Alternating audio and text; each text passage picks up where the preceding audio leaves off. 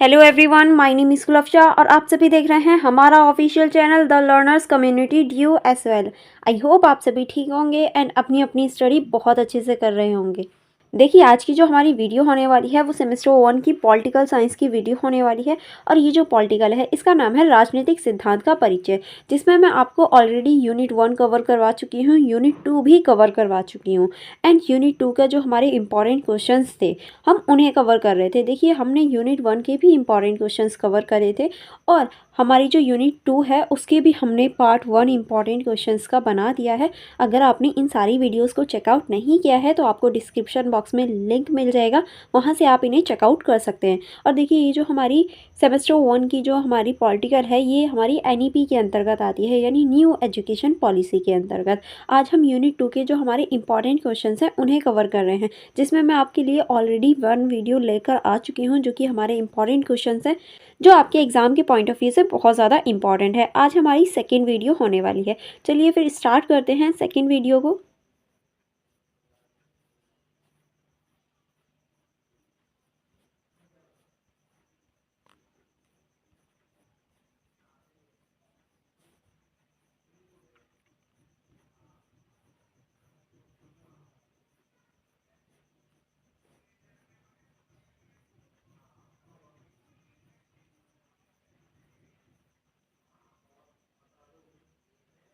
देखिए, जो हमारी सेकेंड यूनिट है इसका नाम है स्वतंत्रता, समानता, न्याय और अधिकारों की अवधारणा। इस यूनिट को हम ऑलरेडी कवर कर चुके हैं और इसी यूनिट के हम इंपॉर्टेंट क्वेश्चंस कवर कर रहे हैं। जहां हमने लास्ट वीडियो में छोड़ा था, यानी हमने 6 इंपॉर्टेंट क्वेश्चंस कवर कर लिए थे, अब हमारा 7 इंपॉर्टेंट क्वेश्चन से स्टार्ट होने वाला है। चलिए फिर स्टार्ट करते हैं हम उसको।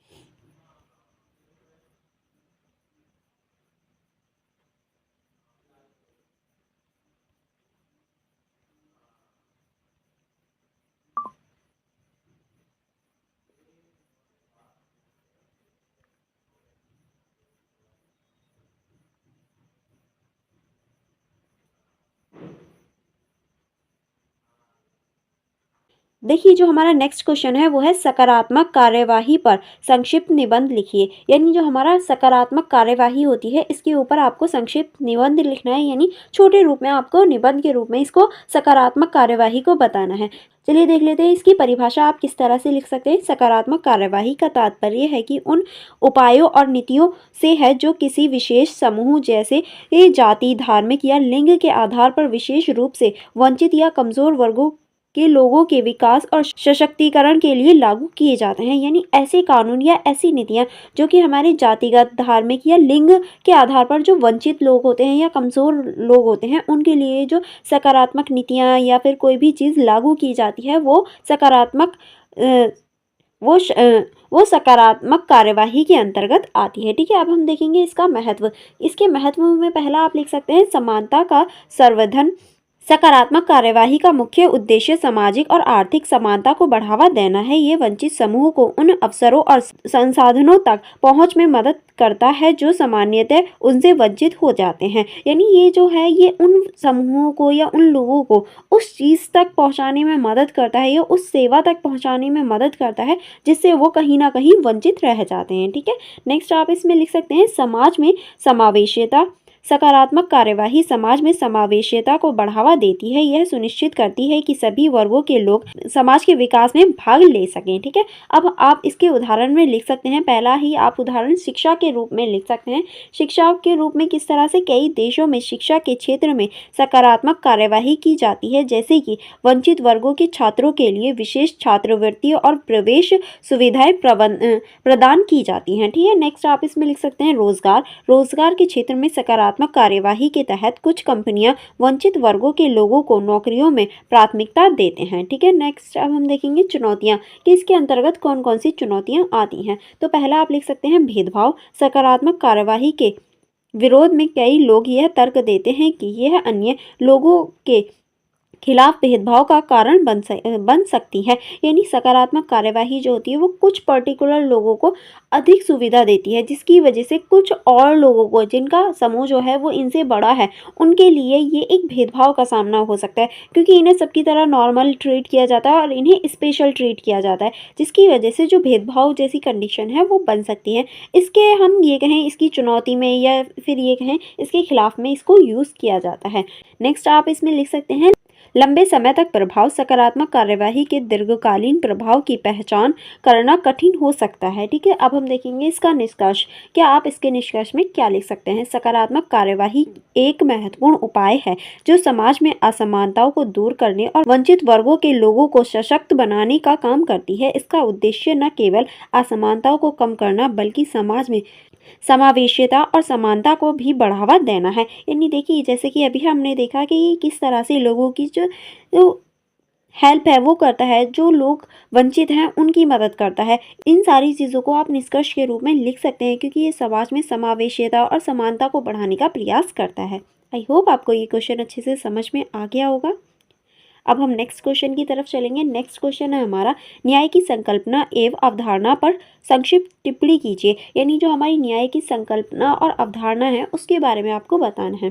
इसके अंतर्गत परिभाषा के अंतर्गत आप लिख सकते हैं, न्याय का अर्थ है अधिकारों और दायित्वों का उचित वितरण और संतुलन। यह एक समाज में समानता, स्वतंत्रता और अधिकारों का संरक्षण करने का एक आधारभूत अवधारणा होती है, क्योंकि इसके अंतर्गत जो हमारी समानता है, स्वतंत्रता है और अधिकार है, उनका पूरी ही तरीके से संतुलन करा जाता है। ठीक है, चलिए आगे बढ़ेंगे।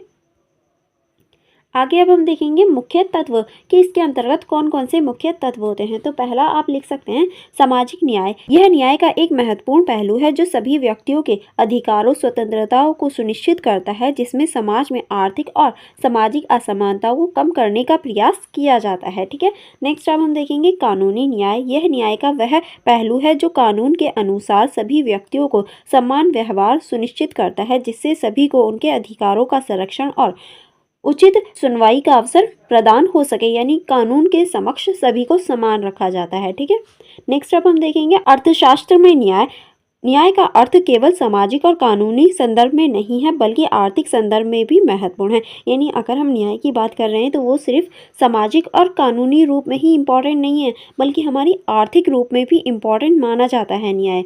ठीक है, यह आर्थिक संसाधनों के उचित वितरण और अवसरों की समानता को सुनिश्चित करता है, ताकि सभी लोगों को समान अवसर मिल सके और सभी लोग अपना विकास कर सकें। ठीक है, अब हम देखेंगे न्याय की सिद्धांत कि जो न्याय के सिद्धांत हैं वो किन किन लोगों द्वारा दिया गया है। तो मेनली आपके इस क्वेश्चन में आप 2 लोगों का सिद्धांत लिख सकते हैं, जो कि इनफ होगा। अगर आपने ये चैप्टर पढ़ा है तो मैंने इसमें बहुत सारे सिद्धांतकार आपको पढ़ाए हैं, तो आप उसको देख सकते हैं, आप उन सभी को वहाँ लर्न कर सकते हैं। यहाँ पर आपको 2 देखने को मिलेंगे जो कि बहुत ज़्यादा इंपॉर्टेंट है, जिसमें से पहला है हमारा रॉल्स का न्याय सिद्धांत। रॉल्स के अनुसार न्याय का मतलब है कि सभी व्यक्तियों को समान अवसर प्रदान किए जाने चाहिए और सबसे वंचित व्यक्तियों के कल्याण का ध्यान रखा जाना चाहिए। यानी जो वंचित वर्ग के लोग हैं या व्यक्ति हैं उनके कल्याण का ध्यान रखना चाहिए और सभी को समान अवसर मिलने चाहिए। नेक्स्ट है हमारा मार्क्स का न्याय सिद्धांत। मार्क्स के अनुसार न्याय का अर्थ है आर्थिक और सामाजिक समानता को सुनिश्चित करना, ताकि सभी व्यक्तियों को उनके अधिकारों का संरक्षण मिल सके। यानी इसके अंतर्गत जो मार्क्स हैं वो कहते हैं कि सभी व्यक्तियों को आर्थिक और जो हमारा सामाजिक न्याय है वो बराबर होना चाहिए। यानी आर्थिक स्थिति और सामाजिक स्थिति में समानताएं होनी चाहिए, ताकि सभी व्यक्तियों का समान विकास हो सके और सभी व्यक्ति आगे बढ़ सकें। ठीक है, अब हम देखेंगे इस क्वेश्चन का निष्कर्ष। इस क्वेश्चन के निष्कर्ष में आप लिख सकते हैं, न्याय की अवधारणा एक जटिल लेकिन महत्वपूर्ण विषय है जो समाज में विकास और कल्याण के लिए आवश्यक है। यह सुनिश्चित करता है कि सभी व्यक्तियों को उनके अधिकारों का सम्मान मिले और समाज में समानता का वितरण बनाया जा सके। ठीक है, अब हम चलेंगे नेक्स्ट क्वेश्चन की तरफ। नेक्स्ट क्वेश्चन है हमारा, वैश्विक न्याय से आप क्या समझते हैं? यानी जो वैश्विक न्याय है वो क्या है, किस तरह से आप उसको समझ सकते हैं। चलिए देख लेते हैं वैश्विक न्याय को।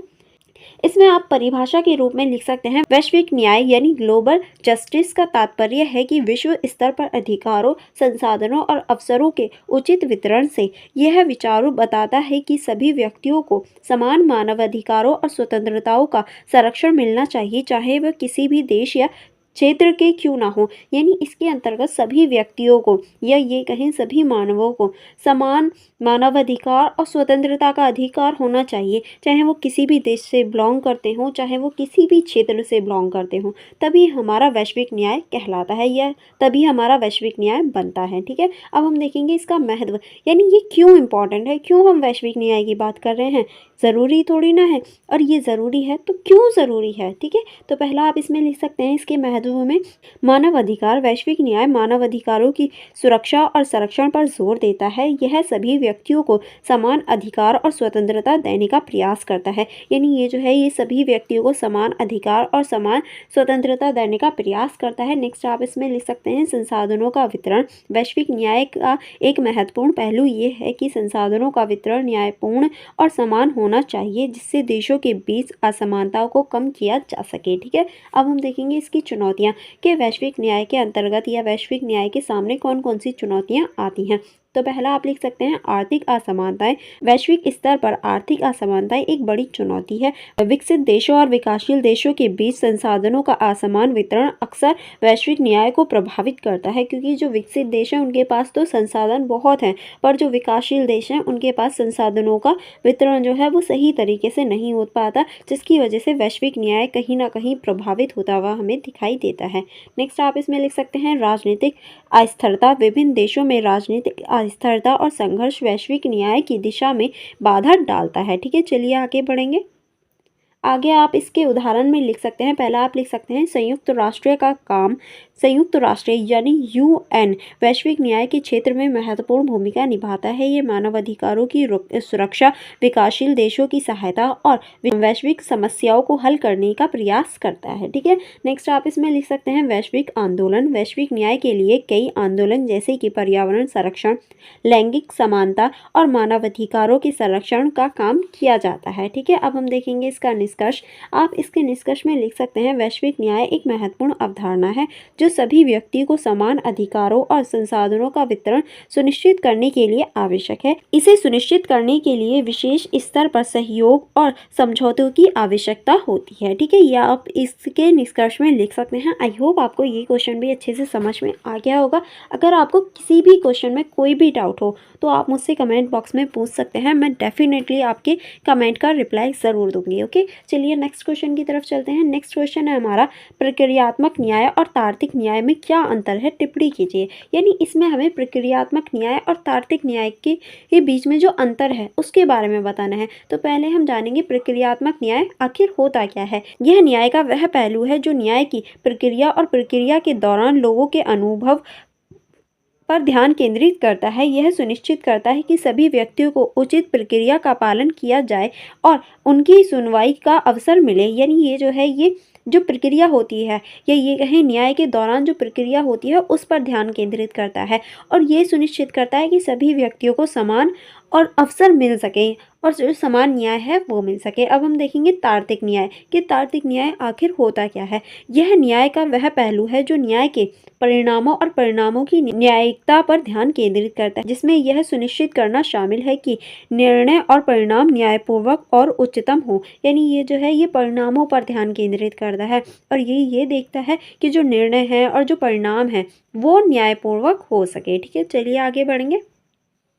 आगे अब हम देखेंगे मुख्य अंतर के दोनों में मुख्य अंतर क्या है। तो पहले हम देखेंगे ध्यान केंद्रित करने के क्षेत्र में कि जो ध्यान केंद्रित करने का क्षेत्र होता है उसमें प्रक्रियात्मक न्याय और तार्किक न्याय में क्या अंतर है। प्रक्रियात्मक न्याय प्रक्रिया पर ध्यान केंद्रित करता है, जैसे कि सुनवाई का तरीका, तर्कों की प्रस्तुति और निर्णय लेने की प्रक्रिया। ठीक है, नेक्स्ट अब हम देखेंगे तार्किक न्याय। तार्किक न्याय प्रणाली पर ध्यान केंद्रित करता है, जैसे कि निर्णय की न्यायिकता और उनके प्रभाव पर ये प्रकाश डालता है या ध्यान केंद्रित करता है। अब हम देखेंगे मूल्यांकन का आधार। मूल्यांकन के आधार पर प्रक्रियात्मक न्याय में यह देखा जाता है कि क्या सभी पक्षों को समान अवसर और उचित प्रक्रिया मिली या नहीं, इस बात पर ये जोर देता है। ठीक है, अब हम देखेंगे तार्किक न्याय। तार्किक न्याय में यह देखा जाता है कि निर्णय और परिणाम कितने न्यायपूर्वक हैं और क्या वह सभी के लिए समान है या नहीं, इस बात पर जोर दिया जाता है। उदाहरण के रूप में आप लिख सकते हैं, पहला प्रक्रियात्मक न्याय। यदि एक अदालत में सभी पक्षों को सुनवाई का अवसर मिलता है और उन्हें अपनी बात रखने का मौका मिलता है तो यह प्रक्रियात्मक न्याय का उदाहरण है। यानी कोई भी अदालत है उसमें सभी पक्षों को सुनवाई का और अपने जो विचार हैं, अपने जो पक्ष हैं, उनको रखने का मौका मिले तो वो प्रक्रियात्मक न्याय कहलाता है। ठीक है, अब हम आगे चलेंगे। अब हम देखेंगे तार्किक न्याय। तार्किक न्याय में आप लिख सकते हैं, यदि अदालत के निर्णय सभी पक्षों के हितों और अधिकारों का सम्मान करते हैं और परिणाम न्यायपूर्वक है तो यह तार्किक न्याय का उदाहरण है। यानी जो भी अदालत द्वारा निर्णय लिया जाएगा वो सभी कानूनों, अधिकारों का सम्मान करेगा और जो भी निर्णय है वो न्यायपूर्वक होगा तो वो हमारा तार्किक न्याय के अंतर्गत आ जाएगा। अब हम देखेंगे इसका महत्व। इसके महत्व में आप लिख सकते हैं, समाज में विश्वास। प्रक्रियात्मक न्याय सुनिश्चित करता है कि लोग न्याय प्रणाली पर विश्वास करें। यदि प्रक्रियात्मक निष्पक्ष है तो लोग निर्णय को भी स्वीकार करने के लिए तैयार होते हैं। ठीक है, नेक्स्ट अब हम देखेंगे न्याय का सही अर्थ। तार्किक न्याय का अर्थ है कि समाज में सभी व्यक्तियों को समानता और न्याय का अनुभव होना चाहिए। ठीक है, अब हम देखेंगे इसका निष्कर्ष कि आप इसके निष्कर्ष में क्या लिख सकते हैं। इसके निष्कर्ष में लिखा जा सकता है, प्रक्रियात्मक न्याय और तार्किक न्याय दोनों महत्वपूर्ण हैं।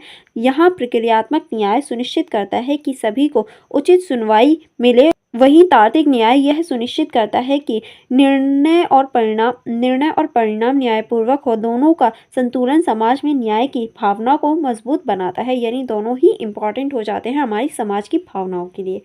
अब हमारा नेक्स्ट क्वेश्चन स्टार्ट होता है, कानूनी, राजनीतिक, सामाजिक, आर्थिक न्याय में क्या अंतर है। यानी कानूनी, राजनीतिक, सामाजिक और आर्थिक न्याय में क्या अंतर होता है। अब हमें इन चारों न्यायों के बारे में बताना है। तो पहले हम देखेंगे परिभाषा। परिभाषा में पहले हम देखेंगे कानूनी न्याय क्या होता है। यह न्याय का वह पहलू है जो कानून के अनुसार अधिकारों और दायित्वों का वितरण करता है। यह सुनिश्चित करता है कि सभी व्यक्तियों को कानूनों के समान संरक्षण मिले और उन्हें उच्च न्याय मिल सके। ठीक है, नेक्स्ट होता है हमारा राजनीतिक न्याय। यह न्याय का वह पहलू है जो राजनीतिक अधिकारों और अवसरों के वितरण पर ध्यान केंद्रित करता है। यह सुनिश्चित करता है कि सभी व्यक्तियों को अपने आवाज उठाने और राजनीतिक प्रक्रिया में भाग लेने का अधिकार हो सके। ठीक है, नेक्स्ट अब हम चलेंगे सामाजिक न्याय की ओर। सामाजिक न्याय देख लेते हैं। यह न्याय का वह पहलू है जो समाज में समानता, निष्पक्षता को सुनिश्चित करता है। यह समाज में वंचित वर्गों के अधिकारों का संरक्षण और सामाजिक असमानता को कम करने पर ध्यान केंद्रित करता है। ठीक है, अब हम देखेंगे आर्थिक न्याय कि आर्थिक न्याय क्या होता है। आर्थिक न्याय के अंतर्गत आप लिख सकते हैं, यह न्याय का वह पहलू है जो आर्थिक संसाधनों के वितरण और अवसरों की समानता पर ध्यान केंद्रित करता है। यह सुनिश्चित करता है कि सभी व्यक्तियों को समान आर्थिक अवसर और समान संसाधन प्राप्त हो सके। ठीक है, अब हम देखेंगे मुख्य अंतर कि इन सभी में क्या मुख्य अंतर होता है। पहला हम देखेंगे ध्यान केंद्रित करने के क्षेत्र में कि किस तरह से ध्यान केंद्रित करने के क्षेत्र में इन सब में हम अंतर देख सकते हैं। पहला आप लिख सकते हैं, कानूनी न्याय का ध्यान कानून और उसके अनुप्रयास पर होता है। यानी ये जो है, ये कानूनी ध्यान जो होता है इसमें कानून और उसके जो अनुप्रयास होता है उसके ऊपर इसमें ध्यान दिया जाता है। नेक्स्ट है हमारा राजनीतिक न्याय का ध्यान राजनीतिक अधिकारों और स्वतंत्रता पर होता है। यानी इसमें राजनीतिक अधिकारों और स्वतंत्रता पर ध्यान दिया जाता है। नेक्स्ट है हमारा सामाजिक न्याय का ध्यान सामाजिक असमानताओं और अधिकारों पर होता है। यानी इसमें असमानताओं और अधिकारों पर जोर दिया जाता है। नेक्स्ट है हमारा आर्थिक न्याय का ध्यान आर्थिक संसाधनों और अवसरों पर होता है। यानी इसका ध्यान जो होता है वो आर्थिक संसाधन और अवसरों पर होता है। अब हम देखेंगे इनका महत्व के इनका क्या महत्व है। तो पहला आप लिख सकते हैं, कानूनी न्याय यह सुनिश्चित करता है कि सभी ही को कानून के समान संरक्षण मिल सके। ठीक है, नेक्स्ट अब हम देखेंगे राजनीतिक न्याय यह सुनिश्चित करता है कि सभी व्यक्तियों को राजनीतिक प्रक्रिया में भाग लेने का अधिकार मिल सके। ठीक है, चलिए आगे बढ़ेंगे। आगे आप इसमें लिख सकते हैं, सामाजिक न्याय का उद्देश्य समाज में समानता और निष्पक्षता को बढ़ावा देना होता है। नेक्स्ट आप इसमें लिख सकते हैं, आर्थिक न्याय का उद्देश्य सभी व्यक्तियों को समान आर्थिक अवसर प्रदान करता है। अब हम देखेंगे इसका उदाहरण के रूप में आप लिख सकते हैं कानूनी न्याय। यदि किसी व्यक्ति को बिना उचित कारणों के गिरफ्तार किया जाता है तो यह कानूनी न्याय का उल्लंघन है। यानी अगर किसी व्यक्ति के खिलाफ कोई ठोस सबूत नहीं है और उस व्यक्ति को गिरफ्तार कर लिया जाए तो ये कानूनी न्याय का उल्लंघन करना होता है। नेक्स्ट अब हम देखेंगे राजनीतिक न्याय। यदि किसी समूह को चुनावों में भाग लेने से वंचित किया जाता है तो यह राजनीतिक न्याय का उल्लंघन है। यानी हम किसी भी समूह को चुनावों में भाग लेने से वंचित या उन्हें रोक नहीं सकते क्योंकि वो राजनीतिक न्याय के अंतर्गत आता है। ठीक है, अब हम चलेंगे नेक्स्ट है हमारा सामाजिक न्याय। यदि किसी जाति या धर्म के लोगों को सामाजिक मान्यताएं नहीं मिलती तो यह सामाजिक न्याय का उल्लंघन है। यानी सभी जातियों को, सभी धर्मों को सामाजिक मान्यताओं लेने का अधिकार है। अगर हम उनको उससे वंचित रखते हैं तो वो सामाजिक न्याय का उल्लंघन कहलाता है। नेक्स्ट है हमारा आर्थिक न्याय। यदि कुछ व्यक्तियों को आर्थिक संसाधनों तक पहुंच नहीं मिलती तो यह आर्थिक न्याय का उल्लंघन होता है। ठीक है, अब हम देखेंगे निष्कर्ष के रूप में आप लिख सकते हैं कानूनी, राजनीतिक, सामाजिक और आर्थिक न्याय सभी महत्वपूर्ण हैं और एक दूसरे से जुड़े हुए हैं। एक समाज में सक्रिय न्याय सुनिश्चित करने के लिए इन सभी पहलुओं को ध्यान रखना आवश्यक है। जैसे कि अभी हमने देखा ये सारे ही इम्पोर्टेंट है और सभी जो हैं वो एक दूसरे से जुड़े हुए हैं। अगर कानूनी न्याय नहीं होगा तो राजनीतिक न्याय का होने का कोई फ़ायदा नहीं है। अगर सामाजिक न्याय नहीं होगा तो फिर कानूनी और राजनीतिक न्याय का कोई फ़ायदा नहीं है।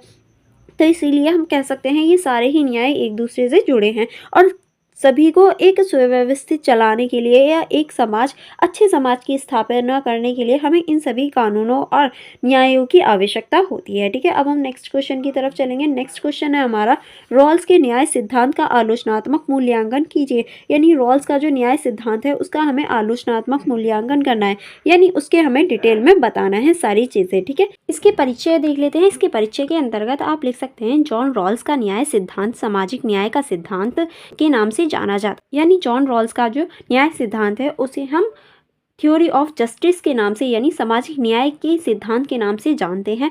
जॉन रॉल्स के न्याय को समानता और स्वतंत्रता के सिद्धांत के रूप में प्रस्तुत किया गया है, जिसमें सभी व्यक्तियों को समान अधिकार और अवसर प्रदान किए जाने का विचार किया जाता है। ठीक है, अब हम देखेंगे इसके अंतर्गत इनके कौन कौन से मुख्य सिद्धांत हैं। तो पहला आप लिख सकते हैं समानता का सिद्धांत।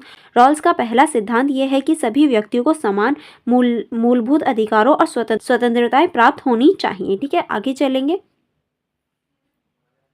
आगे आप इसमें लिख सकते हैं असमानता का सिद्धांत। रॉल्स का दूसरा सिद्धांत यह है कि असमानता केवल सभी कार्यकारी है जब वह उन लोगों के लाभ के लिए हो जो वो सभी वंचित हैं। ठीक है, अब हम देखेंगे आलोचनात्मक मूल्यांकन के। इसका हम आलोचनात्मक मूल्यांकन कैसे कर सकते हैं। तो इसके अंतर्गत पहला पॉइंट आप लिख सकते हैं समानता की व्याख्या। रॉल्स की समानता की व्याख्या को कुछ आलोचकों द्वारा सीमित माना जाता है। वह तर्क करते हैं कि यह केवल आर्थिक असमानताओं को ध्यान में रखते हैं और सामाजिक और राजनीतिक असमानताओं की अनदेखी करते हैं। यानी इसके अंतर्गत जो आर्थिक असमानता है उसी पर ध्यान किया जाता है और जो हमारी राजनीतिक और सामाजिक असमानताएं होती हैं उनको अनदेखा किया जाता है। ठीक है, नेक्स्ट आप इसमें लिख सकते हैं व्यक्तिगत प्रयास का महत्व। रॉल्स के सिद्धांत में यह विचार नहीं किया जाता है कि व्यक्तिगत प्रयास और क्षमता की महत्वपूर्ण है। यह सिद्धांत अधिकारों से अधिक समानता की ओर सक्रिय होते हैं, जबकि व्यक्तियों की विशिष्टताओं को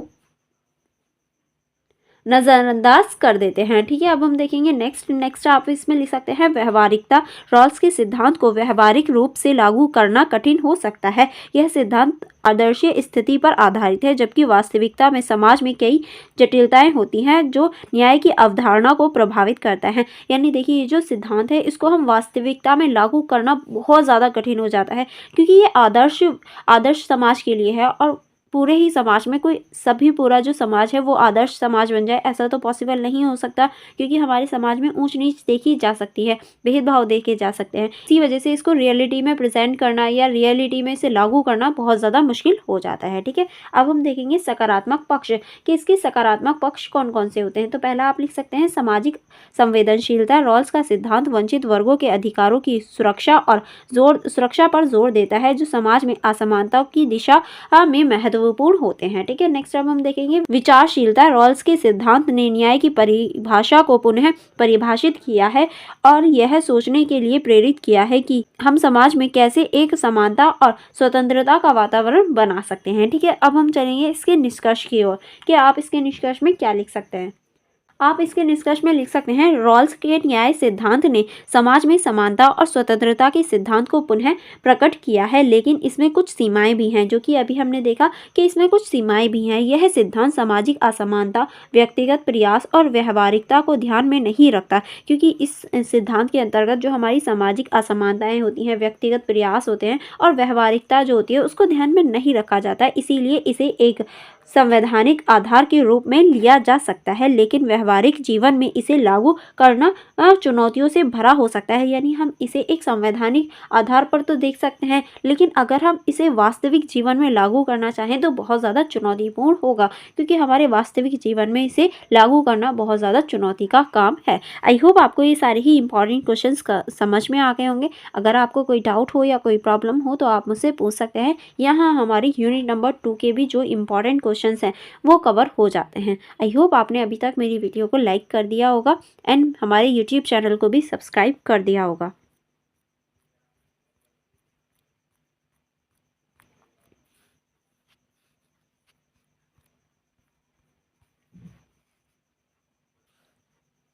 एंड फॉर मोर कनेक्टिविटी आप हमारे इंस्टाग्राम आईडी को चेकआउट कर सकते हैं, आप हमारे टेलीग्राम ग्रुप को ज्वाइन कर सकते हैं, आप हमारे यूट्यूब चैनल को सब्सक्राइब कर सकते हैं। एंड अगर आप सेल्फ स्टडी करना चाहते हैं, जितने भी मैंने अभी तक आपको नोट्स पढ़ाए हैं आप उनको सेल्फ स्टडी करना चाहते हैं, तो आप हमारे app the learners community DUSOL को डाउनलोड कर सकते हैं।